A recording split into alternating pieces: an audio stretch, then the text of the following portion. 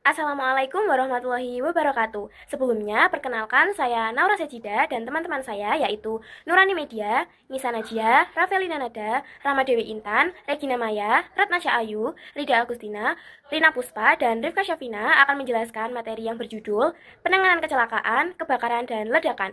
Adapun tujuan dari pembuatan video ini untuk menjelaskan bagian alat, cara penggunaan, dan fungsi alat atau bahan penanganan kecelakaan kebakaran.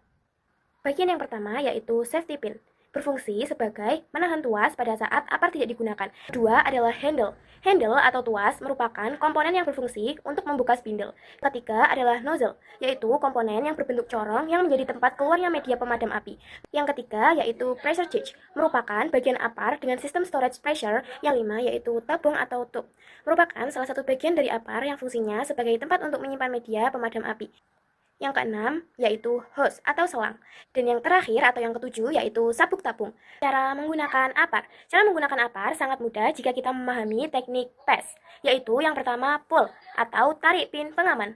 Pegang apar dengan tegak dan tarik pin pengaman yang berada di pegangan. Yang kedua, aim, arahkan nozzle. Arahkan selang atau nozzle ke sumber api dengan posisi berdiri tegak. Yang ketiga, squeeze atau tekan tuas. Tekan tuas apar dengan kuat untuk mengeluarkan media pemadam. Dan yang keempat, sweep, sapu gerakan nozzle. Gerakan nozzle ke kiri dan ke kanan secara perlahan untuk memadamkan api hingga api benar-benar padam. Nah, dan yang terakhir yaitu fungsi dari apar sendiri. Secara umum, apar atau alat pemadam api ringan berfungsi sebagai alat utama untuk memadamkan api pada tahap awal kebakaran. Apar digunakan agar api tidak cepat membesar dan menyebar ke area lain.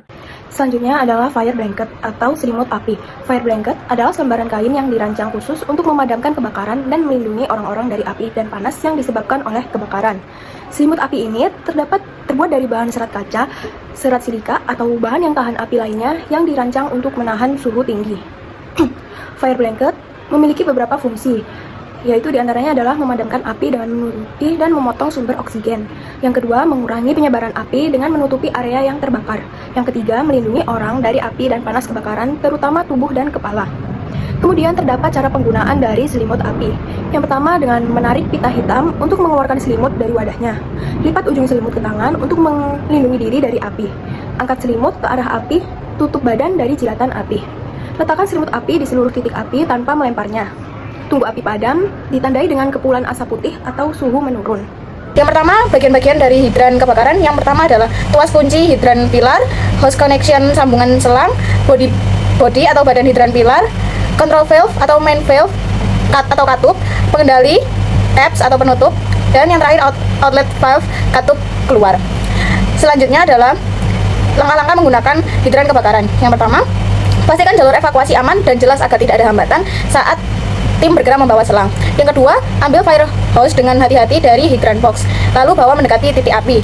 Yang ketiga, luruskan selang hingga rapi supaya tidak terpelintir atau terjepit. Dan yang terakhir, sambungkan selang ke hidran pilar dengan benar bila sumber air berasal dari luar box. Fungsi dari hidran kebakaran. Yang pertama, menyediakan air bertekanan tinggi dalam jumlah besar untuk pemadaman. Yang kedua, mempercepat proses pemadaman dengan memberikan akses langsung ke sumber air tanpa perlu mencari lagi. Yang ketiga, mendukung sistem pemadaman kebakaran otomatis. Dan yang keempat, mencegah penyebaran api.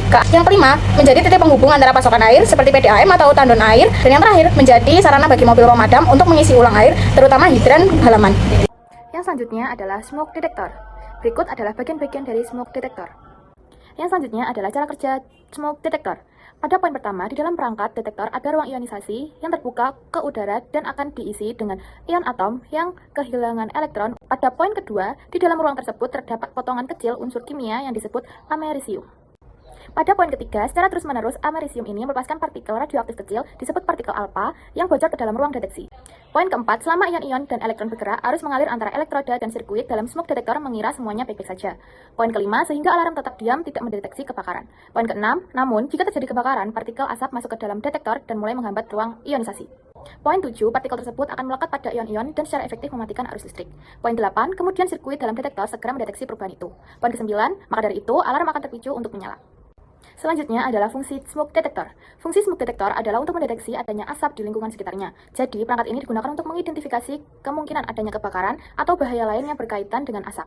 Halo, di sini saya akan menjelaskan mengenai alarm kebakaran atau juga disebut sebagai fire alarm. Apa aja sih komponen-komponen yang ada di alat alarm kebakaran? Yang pertama ada Fire Alarm Control Panel, yaitu adalah otak dari sistem alarm kebakaran. Yang kedua ada detektor. Detektor sendiri terbagi atas 4 macam. Yang pertama ada smoke detector untuk mendeteksi partikel asap. Yang kedua ada heat detector untuk mendeteksi kenaikan suhu.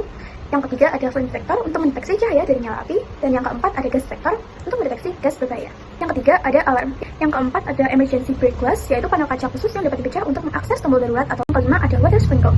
Yang keenam fire indicating flame. Yang ketujuh ada door release atau biasa juga disebut sebagai tombol darurat, yang mendeteksi di ruangan yang bisa mendeteksi asap, panas, atau api.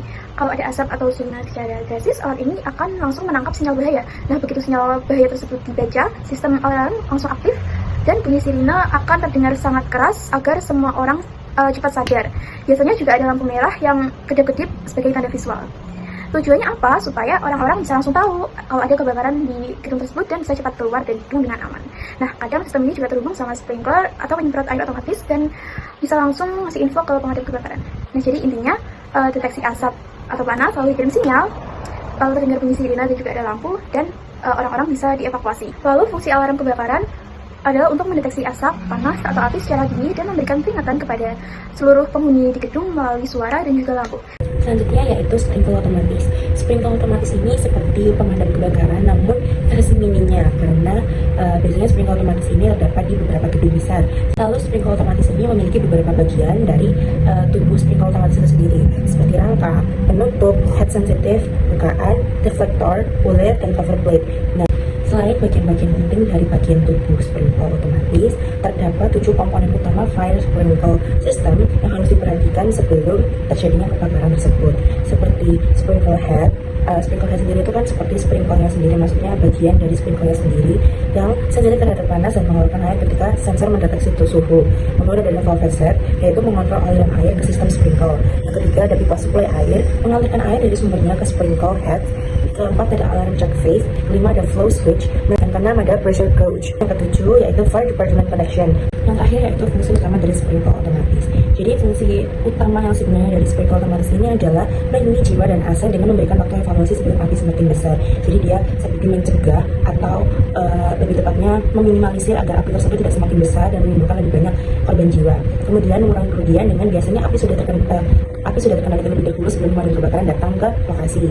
Kemudian mendeteksi kebakaran secara dini melalui peningkatan suhu. Seperti yang saya jelaskan sebelumnya, bahwa sprinkler otomatis memiliki kepala yang dapat mendeteksi peningkatan suhu. Selanjutnya yaitu memadamkan api dengan menembakkan air langsung ke titik-titik panas. Baik, saya Ratnasya Ayu Putrisya Prasetyo dan saya akan menyampaikan beberapa isi kotak P3K yang penting dan harus ada ketika kecelakaan kebakaran terjadi. Yang pertama adalah pembalut dan kain kasa steril. Nah, fungsinya adalah untuk menutup luka agar tetap bersih. Kemudian yang kedua adalah hydrogel luka bakar. Nah, hydrogel tersebut khusus untuk mendinginkan luka bakar dan mengurangi rasa sakit dengan cepat. Yang ketiga adalah salep luka bakar. Nah, fungsinya adalah membantu mencegah infeksi. Contohnya adalah produk yang mengandung silver sulfadiazine. Yang keempat adalah cairan pembersih luka seperti air steril atau larutan salin untuk membersihkan luka dari kotoran. Yang kelima adalah gunting atau pinset untuk memotong kain kasar dan mengangkat serpihan kecil dari luka. Yang keenam adalah sarung tangan medis atau handscoon. Nah, ini tuh wajib digunakan agar tangan penolong tetap steril. Kemudian yang terakhir adalah emergency blanket, yaitu kayak selimut darurat untuk menjaga suhu tubuh korban agar tidak mengalami hipotermia. Nah, ketujuh barang-barang ini pastikan semuanya isi tidak kadaluarsa dan selalu tersedia saat dibutuhkan. Dan yang kedua, bagaimana sih cara merawat luka bakar tersebut agar bisa sembuh?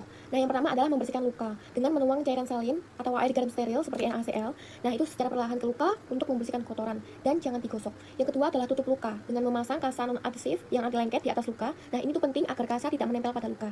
Kemudian yang ketiga adalah memasang perban. Nah, dengan membalut luka dengan perban agar kasa tidak tergeser. Nah, pasang perbannya ini cukup erat tapi jangan terlalu kencang. Nah, langkah-langkah ini tuh membantu luka tetap bersih dan terlindungi dan mempercepat penyembuhan.